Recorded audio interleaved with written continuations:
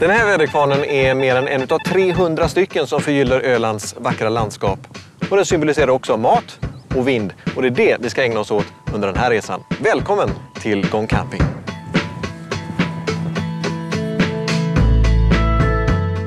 Det hela börjar med en färd på den mer än 6000 meter långa Ölandsbron. Och när man väl har fast mark under fötterna igen så tycks det som om man har kommit, utomlands. I Sveriges minsta landskap så känns luften lite klarare och tempot lite lägre. Och landskapet visar upp scener som känns hämtade från en annan tid. Enorma blomsterängar breder ut sig över det flacka landskapet och överallt ses bevingade minnesmärken från en svunnen era.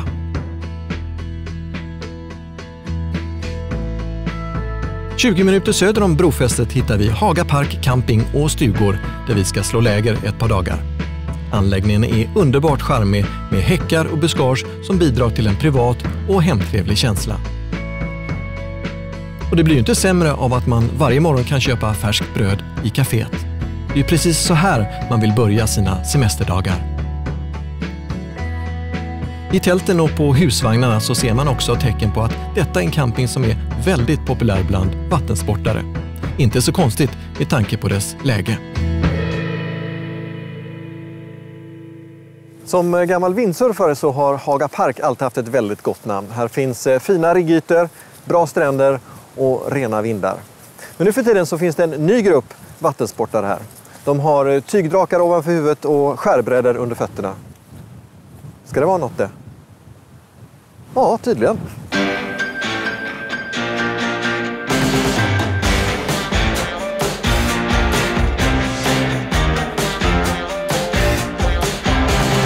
Haga Park är en av Sveriges bästa platser för kitesurfing och instruktören Anders har lovat att ge mig en försmak av vad sporten har att bjuda på. Vi kör ju kurser här på Öland och vi kör 1-dagarskurser, 2-dagarskurser och 3-dagarskurser. Och det är föredra att man går en längre kurs såklart, för då har man mer tid med instruktören. Men under en dag kommer man ändå igång så pass att man kan lära sig styra kiten och komma upp på brädan och kanske åka några meter. Det är väldigt, väldigt kul faktiskt, för man ser en utveckling på eleverna. Det är väldigt snabb feedback då, att man lär sig fort. Det finns ju ingenting i den här sporten som heter torrövning i alla fall. Visserligen så känner jag mig som en bottentrål de första minuterna på vattnet. Men det går snart bättre och som nybörjare så är det väldigt peppande att känna hur snabbt man kan göra framsteg. Framför sig så har man ett handtag där man styr draken höger-vänster, lite som en cykel. Och gasa gör man genom att dra handtaget emot sig. Det jag gillar med kiting just, det är frihetskänslan. Du är helt ensam på vattnet, din kite, din bräda på fötterna och så kan du glida fram hur långt som helst. Haga Park här är väldigt vindsäkert först och främst, eftersom när vinden trycker ihop genom sundet mellan fastlandet och Öland så får vi en ökad effekt på vinden.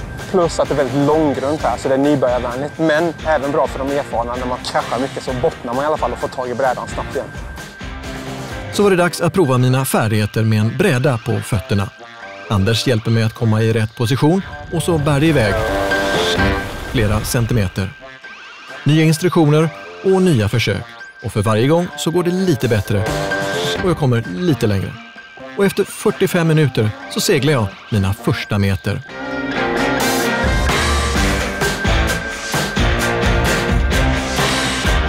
Det är inte många andra sporter som erbjuder så snabba utvecklingsmöjligheter. Och att det skulle vara så här kul att ha en skärbräda under fötterna, det hade jag aldrig trott. För du sa ju tidigare innan vi kom igång att du körde lite windsurfing och det märktes för du hade koll på hur du skulle hantera draken gentemot hur vinden kom. Och då kom vi upp och åkte 100-150 meter, vilket är fantastiskt bra för första dagen.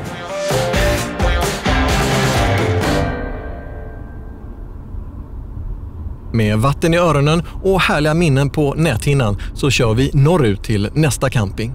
Men på vägen dit så tänkte jag ta med mig några lokala specialiteter till kvällens middag. Öland är verkligen överraskningarnas ö. Eller vad sägs om ett besök på en svensk vingård? När vi startade, ingen trodde på en vingård här i Sverige. Ja. Och det där var vår utmaning att försöka förklara att det går. Att det var att göra det bra, ordentligt och vara noga med alla detaljer som måste göra att det ska funka. Ja. Och det är det som vi håller på. De säger att parallell 50 är den sista parallell som man kan odla vin här i Europa. Ja. Och vi ligger i parallell 57. Ja. Och här har ni alla de här plantorna och vi gör vår vin och vi är stolta utav det. Och det är därför vi sköter så noga och bra som möjligt för att komma fram till de vinerna som vi gör. En stor utmaning för Daniel är naturligtvis att vi i Sverige har en kort sommar och därför lägger man ner mycket tid på att hitta vilka vinplantor som anpassar sig bäst. Just nu håller man på att ta fram de röda vinerna med lagring i 8 månader på franska fat. Den som vill kan boka provning av gårdens drycker. Och här finns såväl grappa och calvados som whisky och vin. Och vill man köpa med sig en flaska eller 2 så går det alldeles utmärkt om man beger sig till Systembolaget vill säga.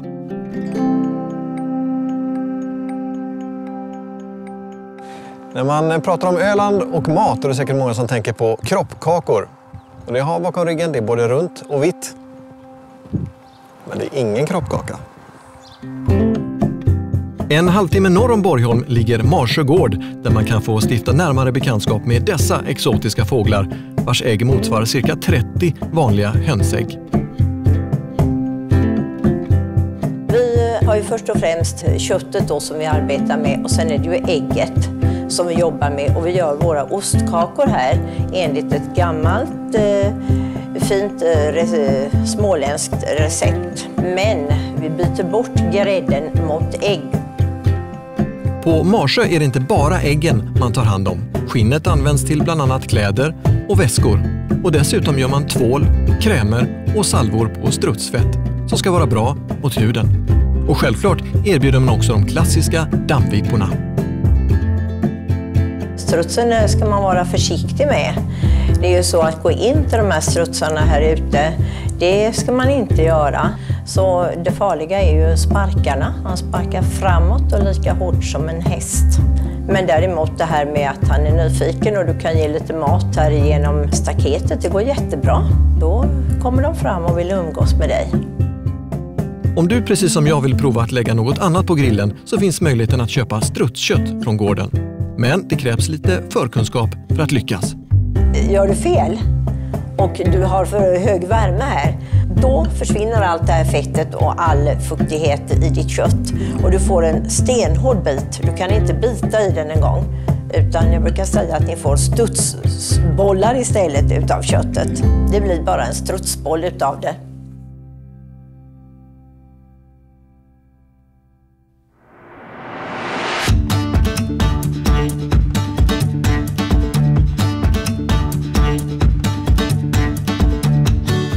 Med såväl vin som kött i bagaget så checkar vi in på landets kanske mest berömda campingplats, Öda Sand.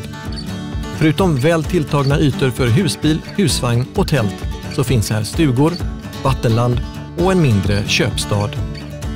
Faktum är att det här liknar mer en semesterby än en campingplats.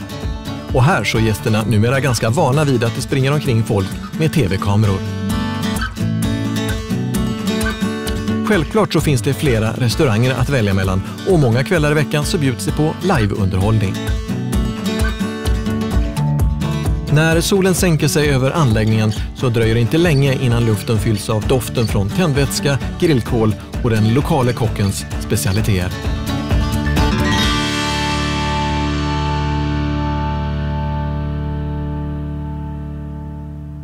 Ikväll så är jag faktiskt lite nervös för det står nämligen struts på menyn och det har jag aldrig lagat förut. Men jag har fått goda råd av Kerstin så jag hoppas att det går bra. Det blir alltså struts, det blir rösti och så en specialsås ifrån Tindra. Min sås innehåller crème fraîche, salt och peppar, honung och lite lekulus. Det är bara att smaka sig fram.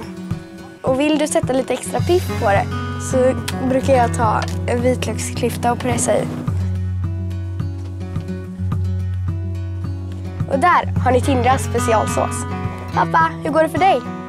Jo, det går bra. Jag tänkte jag ska köra igång med röstin. Det är 6 potatisar, det är 1 gul lök och så ska jag forma detta till små plättar som jag lägger på en ganska het grill.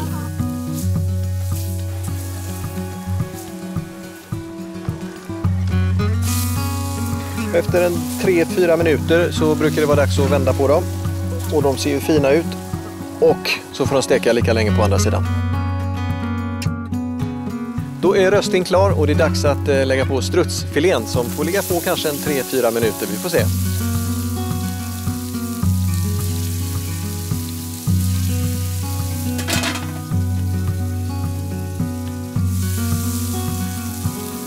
Ja, nu gäller det att vara som en hök här på de här biffarna för de får inte steka för länge för då blir de som Kerstin kallar för strutsbollar och det vill vi inte ha ikväll. Titta, snyggt. Så där ska det se ut. Då är den här spännande måltiden klar och till det hela så tänkte jag avnjuta Vanborgas spännande rödvin. Tack så mycket för att ni har varit med oss på vår resa längs den här avlånga ön. Jag hoppas att vi ses snart igen, antingen i den här kanalen eller någonstans ute på vägarna.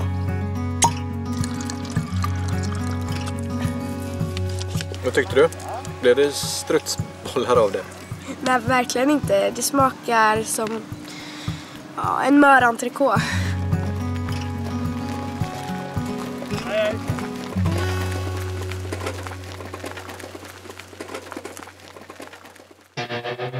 Kitesurfingen genomfördes med Öland Kitesurfers. Vingården vi besökte heter Vanborga. Strutsarna mötte vi på Marsögård och under vårt besök bodde vi på Hagapark, camping och stugor samt Böda Sand.